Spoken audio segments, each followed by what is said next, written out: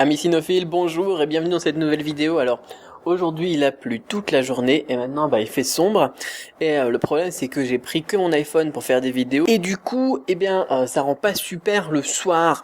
En journée vous avez pu voir dans la dernière vidéo qui va s'afficher ici comme ça parce qu'elle est super, j'ai pris du plaisir à la faire. C'est vraiment pas mal, on peut faire des timelapses, là je sais pas comment ça s'appelle, des vidéos en accéléré, là on peut faire des bons trucs, une bonne stabilisation et tout. Je teste un petit peu l'iPhone pour faire de la vidéo en voyage et le résultat il est vraiment génial. Mais le soir, par rapport à un réflexe numérique qui a un petit objectif, enfin un objectif avec une petite, comment ça s'appelle, focale ou je sais pas quoi là, enfin par exemple un 10-22 pour ceux qui connaissent, voilà, l'iPhone il fait pas le poids, il fait pas le poids du tout d'ailleurs. Et donc bon, j'avais essayé, je voulais faire un essai dehors, voilà d'ailleurs un petit peu ce que ça donne dehors. Le résultat est pas terrible. Et bon voilà, donc du coup on se retrouve, voilà, je sais même pas quelle heure là, après une journée, donc du coup j'en ai profité pour bosser en intérieur et j'aurais dû faire la vidéo du coup aussi pendant la journée, mais bon on a des loupiottes dans l'intérieur, hein, dans un hôtel, enfin ici d'ailleurs dans un appart-hôtel, et c'est génial parce que les prix qu'ils font c'est fou, c'est dérisoire par rapport à la France. Quand on a une grande suite ici, là je suis dans la partie cuisine d'ailleurs, sur juste au niveau de la table de la cuisine. Et c'est super quoi. On a un frigo, une hotte, on a une machine à laver, la table, le l'évier, enfin bon, et tout ça pour une vingtaine d'euros quoi. En France, on n'a même pas voilà, on n'a rien du tout pour 20 euros d'ailleurs. Entre une auberge de jeunesse ou un dortoir. Enfin bon, quoi qu'il en soit, moi j'aime beaucoup Chengdu, hein. Donc comme je vous parlais de cette dernière vidéo qui est géniale parce qu'elle montre vraiment ce que j'aime bien à Chengdu, c'est que on a tradition et modernité ensemble. C'est aussi quelque chose que j'aime beaucoup à Hong Kong. Et on a aussi la bouffe. On voit aussi ça dans la vidéo. La bouffe, c'est magnifique quoi. Chengdu, c'est la ville de la bouffe. C'est tout simplement délicieux.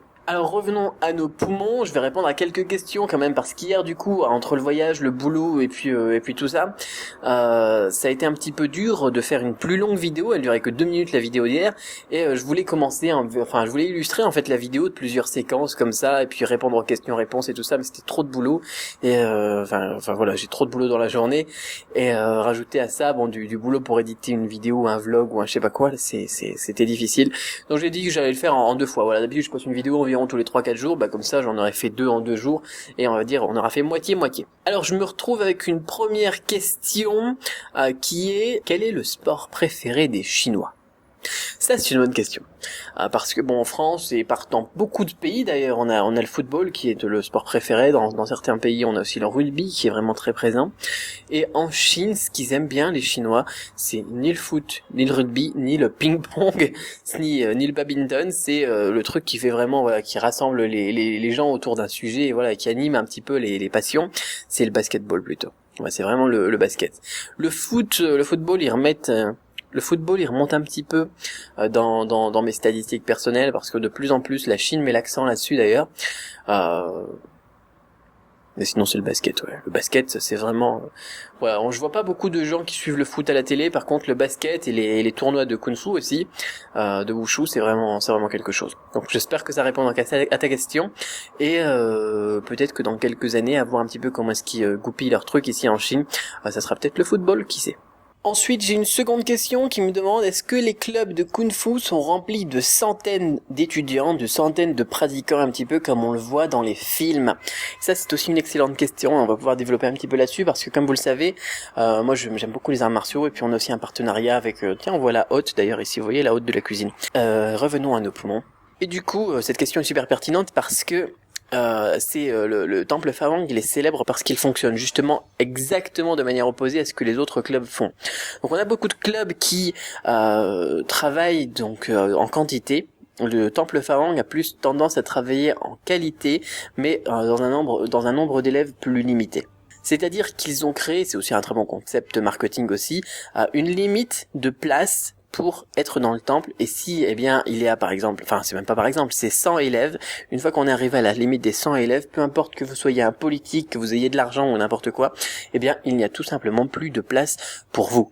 Et ça a permis au temple d'ailleurs de survivre au fil des décennies parce que il y a eu des effets de mode, il y a eu des temples et des écoles qui se sont créés et ensuite les effets de mode partent, et donc là on voit un petit peu les temples, s'ils ont pas à la fois un bon marketing et aussi surtout un bon enseignement, ils se cassent la figure tout simplement. Et puis donc quand il y a moins d'engouement pour les temples, ils perdent leurs élèves. Et puis ils ferment leurs portes.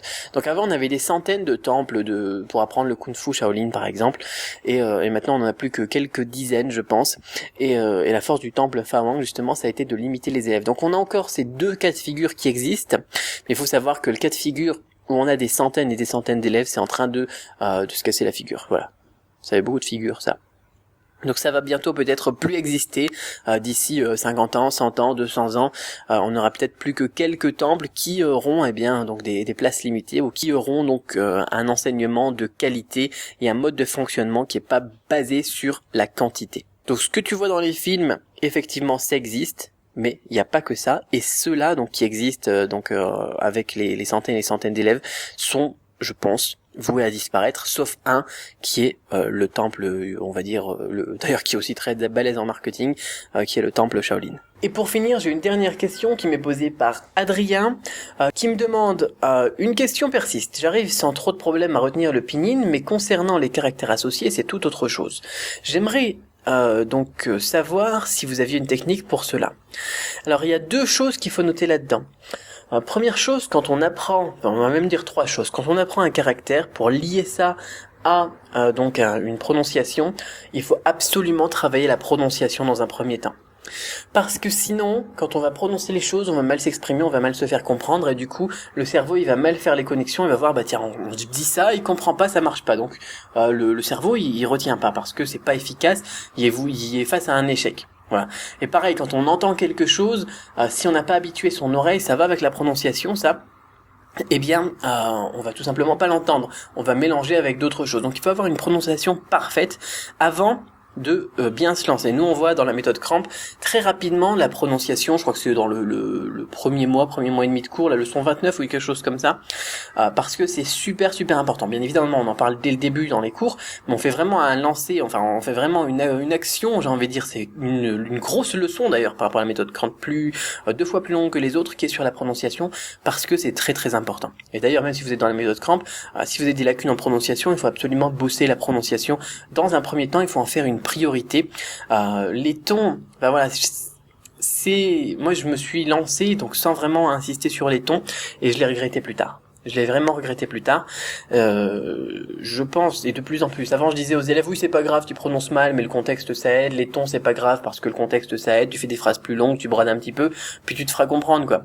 Mais au final, même si on se fait comprendre, c'est nous, le problème il est chez moi, et je m'en rends compte notamment avec le russe, c'est que j'ai beaucoup plus de mal à apprendre si j'ai pas une bonne prononciation. Donc on va remettre l'accent sur la prononciation. Voilà. Ensuite, il faut comprendre le caractère et lui associer un petit peu de sentiment. Alors, on peut faire ça en le décomposant, en étudiant son étymologie par exemple. Donc je sais pas si Adrien tu fais partie de la méthode Cramp, si t'en fais partie, voilà, on fait ça nous dans la méthode Cramp. On comprend donc comme ça les éléments de sens et aussi les sons. Parce que dans les caractères, on a aussi des éléments qui sont des éléments de son, dans les idéophonogrammes, qui est composé d'une partie qui est donc une idée, une partie qui est un son. Donc ça aide beaucoup pour la partie compréhension et pour lier le son justement au caractère. Et ensuite on ajoute donc un petit peu de sentiment avec une petite histoire. Si jamais on a du mal avec l'étymologie, on peut carrément s'inventer son histoire ou faire n'importe quoi pour que le cerveau il crée aussi davantage de connexions et l'apprentissage est plus facile comme ça. Ça, c'est la première étape, c'est apprendre. Voilà, tout simplement. Donc, prononciation. Ensuite, on apprend, mais on apprend bien. Parce qu'il y en a beaucoup qui se lancent directement sur, voilà, ça, c'est le caractère ch, et puis ça se prononce ch, S-H-I, quatrième ton, et puis voilà. Ça, c'est pas apprendre. Ça, c'est comme si on révisait au final. Apprendre, c'est vraiment comprendre chaque élément, un petit peu l'histoire du caractère, essayer de lier ça à des choses que l'on connaît déjà dans notre cerveau et tout ça. Ça, c'est apprendre. Et ensuite, retenir. Ça, c'est la deuxième étape. Et souvent, les gens, ils font que la deuxième étape. Retenir, c'est là que rentre en jeu la répétition espacée avec Anki, par exemple. On met le caractère sous forme d'une flashcard dans le bidule, et puis on revoit lorsque le machin, il nous propose de le revoir. Voilà, c'est pas réapprendre, c'est réviser. Donc réactiver plutôt, mais je trouve que c'est beaucoup plus intéressant comme ça. Donc d'abord on l'apprend, on l'active et ensuite on le réactive. Voilà, et donc avec Anki, ce qui est génial, c'est que généralement on le réactive juste avant de l'oublier. Comme ça on retiendra les caractères sur le long terme et surtout l'association caractère et prononciation. Voilà, ça c'est une recette facile en 3 étapes, j'ai envie de dire vers le succès. La première étape qu'il faut, et je vais remettre le paquet là-dessus parce que c'est vraiment très important, la prononciation.